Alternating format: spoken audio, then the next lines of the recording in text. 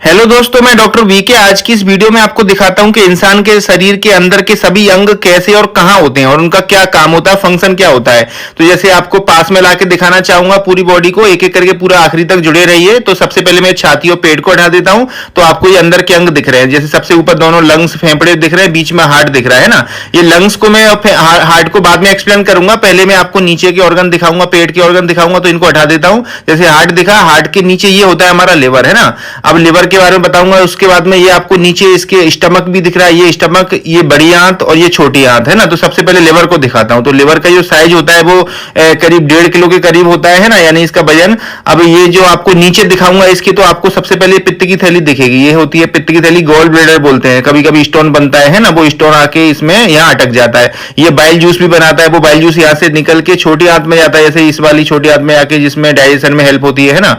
इसका जो है काम, जैसे आपको मालूम ही है कि भाई डिटॉक्सिफिकेशन में भी काम करता है, ये हार्मोन भी बनाता है ना। यानी जो भी हम खाते पीते हैं वो इसी का काम है, जिसको वो डिटॉक्सिफाई यानी विषैले पदार्थों को खाने में से निकालने का काम, ठीक है।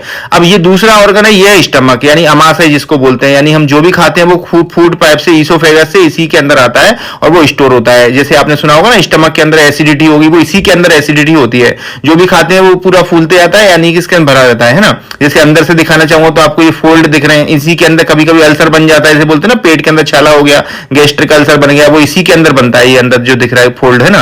अब इसके बाद में ये जो खाना जाता है वो छोटी आंत में चला जाता है, यहाँ से। इसमें इसका पहली जो पार्ट होता है छोटी आंत का, ये है ड्यूडेनम, यानी छोटी आंत का स्मॉल इंटेस्टाइन का फर्स्ट पार्ट। फिर ये दूसरे नीचे के पार्ट देख रहे हैं, इस ड्यूडेनम के बाद जेजुनम और इलियम, ठीक है। जैसे ये जेजुनम, इलियम छोटी आंत के आगे के पार्ट होते हैं, ठीक है। अब जो छोटी आंत का खाना होता है वो फिर जाता है बड़ी आंत में। जैसे मैं आपको दिखाना चाहूंगा, थोड़ा इसको लगा देता हूं, ये निकल गया है बड़ी आंत का पहला पार्ट, जिसको हम इलियम बोलते हैं, है ना, सीकम बोलते हैं, सॉरी, इसको सीकम को फिट कर दिया है। तो जैसे खाना खाया छोटी आंत से घूमता हुआ आएगा, इस वाले पॉइंट से ये बड़ी आंत में जाके मिल जाता है ना। यानी बड़ी आंत का ये वाला पार्ट है सीकम। अच्छा, ये बड़ी आंत की स्टार्टिंग में, लार्ज इंटेस्टाइन की स्टार्टिंग में ये होती है हमारी अपेंडिक्स की नस। जैसे सुना है अपेंडिक्स, जैसे कभी कभी इन्फेक्शन होता है, फूल जाती है, तो ऑपरेशन करके काट के फेंक दिया जाता है इसको, है ना। तो ये अपेंडिक्स इसके स्टार्टिंग में यहीं पर होता है, बड़ी आंत की स्टार्टिंग में। अब जो खाना आया, अब छोटी आंत से बड़ी आंत में आया, अब ये बड़ी आंत से सीकम से ऊपर जाएगा असेंडिंग कोलोन में, है ना, ऊपर चढ़ेगा, फिर वो ट्रांसवर्स कोलोन में जाएगा और फिर नीचे जाएगा डिसेंडिंग कोलोन, और फिर पीछे सिग्मोइड कोलोन से रेक्टम में होता हुआ एनस से बाहर निकल जाता है। यानी ये बड़ी आंत के पार्ट है। अब जैसे मैं बड़ी आंत को यहां से हटा देता हूं आगे से, तो आपको ये दिखेगा पीछे पेनक्रिया, ये होती है पेनक्रिया, जैसे इंसुलिन बनाती है ना, डायबिटीज में दिक्कत आती है तो इसी की वजह से आती है। और इसके अंदर पेनक्रियाटिक जूस भी बनता है, जैसे डाइजेशन में हेल्प करता है, वो निकल के यहाँ से छोटी आंत में इधर ड्यूडेनम में आके मिल जाता है खाने में, जो कि खाने में पचाने में हेल्प करता है। तो जैसे मैं आपको इसको भी हटा देता हूं आगे से, जैसे आपने दिखेगा पीछे के ऑर्गन। तो जैसे ही मैं बड़ी आंत को हटाऊंगा, पीछे साइड में आपको दिखेंगे दोनों किडनी, गुर्दे, है ना, ये राइट किडनी, ये लेफ्ट किडनी, है ना। अब जैसे ये खून की नस है, जिसमें से खून किडनी में जाके फिल्टर होकर पेशाब बनता है, यानी खून से पेशाब बनता है। अब जो पेशाब बनेगा यानी यूरिन बनेगा, वो ये जो नली है यूरेटर बोलते हैं, यहाँ से निकल के यूरिनरी ब्लैडर पे नीचे यानी पेशाब की थैली में आ जाता है ना। तो कभी कभी सुना है, जैसे आपने स्टमक, किडनी के अंदर पथरी बन गई, तो वो इसी यूरेटर के अंदर अटक जाती है, जैसे कहीं भी यहाँ पर या यहाँ पर कहीं भी अटक सकती है वो, है ना।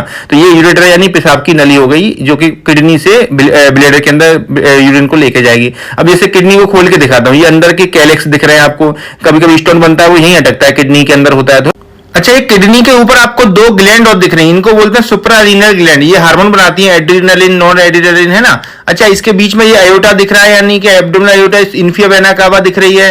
बाकी आपको ये जो स्प्लीन दिख रहा है, यानी कि लेफ्ट किडनी के ऊपर ये होता है स्प्लीन, जिसको तिल्ली बोलते हैं, कभी सुना होगा, स्प्लीनोमेगाली हो गया, यानी तिल्ली बढ़ गई है, सर्जरी करके इसको निकालना पड़ता है। इसका काम होता है यानी कि ब्लड को फिल्टर करना। अब ये नीचे आपको दिख रहे हैं, ये हमारे मेल ऑर्गन्स दिख रहे हैं ऐसे। अब जैसे इसको मैं बाहर निकाल के दिखाता हूं आपको, जैसे ये ब्लैडर हो गया, ये पीछे रेक्टम दिख रहा है ना। अब देखो, रेक्टम से जो खाना होता है पूरा पीछे रेक्टम से एनस के थ्रू बाहर निकल जाता है, ये है एनस, यानी कि मल द्वार होता है। अब जैसे आपको बाहर के ऑर्गन भी दिख रहे हैं रेक्टम के चारों साइड में, यानी अब देखो ये आपको जैसे और भी ऑर्गन दिख रहे होंगे, जैसे ये अपना बाहर पेनिस भी दिख रहा है और नीचे जो है दोनों टेस्टिस दिख रही हैं। अब इसको अंदर से दिखाता हूं, जैसे मैं अंदर से खोलूंगा तो आपको जैसे दिख रहा होगा, ये ब्लैडर यानी कि यूरिनरी ब्लैडर, यहाँ यूरिन स्टोर होता है। अब जब वो पूरा भर जाता है तो ये यूरिन है, ये इस नली के थ्रू, जिसको यूरेथ्रा बोलते हैं, बाहर निकलता है, पेन इसके थ्रू बाहर आ जाता है। जब ये स्टार्टिंग में देखोगे तो जैसे ये बाहर आता है, इसके चारों साइड में प्रोस्टेट ग्लैंड होती है, जैसे ये दिख रही है प्रोस्टेट ग्लैंड, ये दिख रही है ना, ये जो यूरेथ्रा जो नली है प्रोस्टेट के बीच में से निकलती है। तो जब ये प्रोस्टेट में इलाज होता है, ऐसे सुना है प्रोस्टेट इंलार्जमेंट हो गया यानी प्रोस्टेट बढ़ गई, तो वो इस नली को दबा देती है। तो वो जैसे ओल्ड एज में देखा होगा यूरिन रुक रुक के आता है क्योंकि वो नली दब गई है बीच में, है ना। तो ये प्रोस्टेट यही होती है यानी ब्लैडर के जस्ट नीचे। जैसे अब मैं इसको हटा देता हूं, इसकी जगह पर आपको मैं दिखाता हूं फीमेल के ऑर्गन यानी फीमेल के पार्ट्स क्या क्या होते हैं। जैसे मैंने ये फीमेल का पार्ट्स उठाया और उस जगह फिट कर दे रहा हूं। अब मैं इसको आपको बाहर निकाल के दिखाऊंगा, ऐसे फीमेल के पार्ट्स हैं, है ना। अब इसमें आपको जैसे अंदर दिखेगा ये है यूट्रस, बच्चेदानी, है ना। अब बच्चेदानी के सामने यूरिनरी ब्लैडर यानी पेशाब की थैली, इसके दोनों साइड में होती है फैलोपियन ट्यूब यानी बच्चेदानी की जो नस होती है, नली होती है ये वाली। अब इसके सामने ओवरी होती है, अंडा से होता है ना। अब जैसे मान लो आपको ये आगे साइड में वल्वा दिख रहा है यानी वयाना वगैरह होती है इसके अंदर, और नीचे साइड में आपको दिखेगा एनस यानी मल द्वार जिसके थ्रू स्टूल पास होता है। ऊपर बल्वा दिख रहा है। अब जैसे मान लो इसको मैं अंदर से दिखाता हूं खोल के आपको, ठीक है।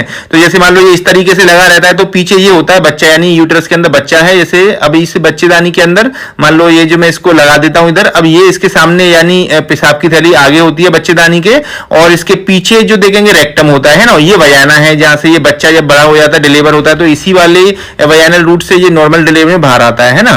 तो जैसे ये आगे ये यूरेथ्रा होता है यानी जिससे पेशाब पास होता है ब्लैडर से बाहर, है ना। अब देखो अब बाकी के आपको ऑर्गन दिखाता हूं मैं आपको। तो जैसे इसको जैसे मान लो अब ऊपर की हम बात करते हैं लंग्स वगैरह की यानी छाती के ऑर्गन बचे हैं। तो पहले मैं ये लंग्स को दोनों लगा देता हूं, ये है हमारे दोनों लंग्स, ये लेफ्ट और ये राइट लंग, है ना।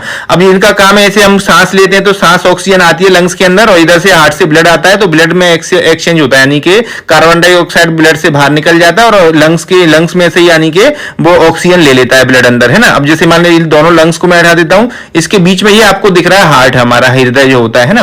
अब जैसे मान लो इसका काम है ऐसे कि ब्लड पंप करना, ऐसे सुपीरियर वेना का इन्फीरियर वेना का से आता है लंग्स में जाता है, लौट के फिर इधर की आ जाता है इसके अंदर ब्लड। अब ये इसके थ्रू ब्लड पूरी बॉडी में फ्लो होता है आयोटा के थ्रू, है ना। अब जैसे मान लो इसको मैं बाहर निकाल के दिखाता हूं तो अंदर से देखेंगे। अच्छा पहले बाहर का दिखाऊंगा, ये से आर्टरी है ना, जैसे आपने सुना है कोरोनरी आर्टरी होती है, ये लेफ्ट कोरोनरी आर्टरी है, और ये जैसे सुना है ब्लॉक होगी ये राइट कोरोनरी आर्टरी है, ये ब्लॉक होती तो हार्ट अटैक आ जाता है। अब जैसे अंदर से देखें तो आपको अंदर वॉल्व दिख रहे हैं, ये माइट्रल और ट्राइकस्पिड वॉल्व होते हैं अंदर के, और ये आयोटा का valve, aortic valve, pulmonary valve वगैरह दिख रहे हैं ना। ऊपर एट्रियम है, नीचे वेंट्रिकल है। अब ये आपको दिख रहे हैं प्रिंसिपल ब्रोंकस जो लंग्स के अंदर हवा को यानी सांस से लेके आते हैं तो अंदर जाता है। अब जैसे मान लो ऊपर के और बाकी आपको ऑर्गन दिखा, ये दिख रहा है पैरोटिड ग्लैंड जो कान के अंदर होती है, जो लार या सलाइवा या थूक बनाती है, वो डक्ट्स के थ्रू मुंह के अंदर आता है। अच्छा इसमें और भी डक्ट ग्लैंड होती है जो सलाइवा या थूक बनाती है, यानी ये टंग है, टंग के नीचे होती है ये सबमेंडिबुलर ग्लैंड, सबलिंगुअल ग्लैंड, और जो दूसरी होती है सबमेंडिबुलर। तो 3 ग्लैंड होती हैं जो कि खून सलाइवा बनाती है। ये है हमारी आंख। अब आंख के चारों साइड में 6 मसल्स होती हैं जिसमें 4 रेक्टाई और 2 ऑब्लिक होती हैं जो कि आंख को मूव करवाती हैं ऊपर नीचे या इधर उधर देखने में, ठीक है। तो ये आंख के यानी मूवमेंट वो मसल करवाएंगी। अब इसके बाद में हम नीचे गले पर देखते हैं तो आपको एक और ऑर्गन दिखेगा यानी कि ग्लैंड दिखेगी जिसको हम बोलते हैं थायराइड ग्लैंड। जैसे पहले ये नस दिख रही है, ये होती है थायराइड ग्लैंड, है ना। ये थायराइड ग्लैंड जैसे सुना है ना TSH और T3 T4 हार्मोन यानी थायराइड हाइपोथायराइडिज्म या हाइपरथायराइडिज्म हो गया, हाइपोथायराइडिज्म हो गया, वो इसी में होता है। अब जैसे आप ऊपर चलते हैं ब्रेन में, तो ये आपको ब्रेन दिख रहा है। अब जैसे ये मैंने निकाला सेरिबेलम यानी छोटा ब्रेन, ऊपर साइड में बड़ा ब्रेन दिख रहा है, नीचे ये होता है इसके ब्रेन के नीचे ये हमारा सेरिब्रम है। ये कॉर्पस कैलोसम है जो कि एक आधे दिमाग को दूसरी साइड के दिमाग से जोड़ता है। ये बाकी mid brain pons medulla spinal cord है नीचे जो कि रीढ़ की हड्डी में चली जाती है ना।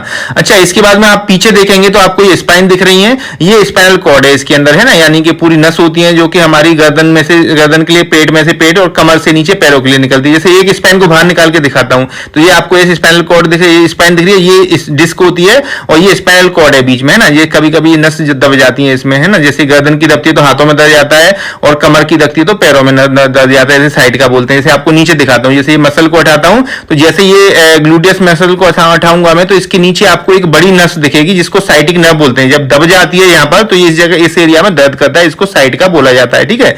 तो ये आपको जैसे साइटिक का इसी जगह इसलिए पेन आता है। साइटिक ये सबसे मोटी नर्व होती है, साइटिक नर्व जो होती है। अच्छा इसके अलावा आपको और दिखाऊंगा, जैसे ऊपर की मसल्स वगैरह दिखाते हैं अपन, तो जैसे आपको ये डेल्टोइड मसल दिख रही है, ऊपर ये ट्रेपीजियस दिख रही है ना। और बाकी का जैसे अपन देखें पैर में नीचे तो जैसे ग्रेट सिफेनस वेन, कभी कभी इंजेक्शन लगाते हैं, देखा होगा फ्यूमरल वेन वगैरह होती हैं। तो ये सारे ऑर्गन आपने देखा, आई होप आपको समझ में आए हैं। तो अगर वीडियो अच्छी लगी है तो लाइक करें, और भाई चैनल को सब्सक्राइब जरूर करें। हमारे चैनल पे ऐसी बहुत सारी वीडियो डली है जो आपके यूजफुल रहेंगी, ठीक है। तो चैनल को जरूर सब्सक्राइब करें, कमेंट करके जरूर बताएं कोई प्रॉब्लम है तो। Thank you.